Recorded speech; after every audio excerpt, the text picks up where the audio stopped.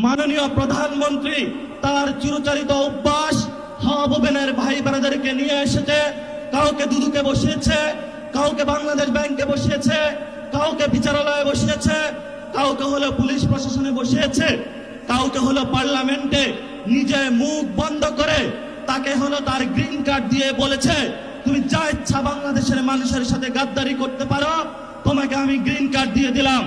এই যদি হয় জিয়াউর রহমানের সন্তানের ভবিষ্যৎ, এই সন্তানের ভবিষ্যতের সাথে বাংলাদেশের ভবিষ্যৎ যাবে না, যাবে না, যাবে না।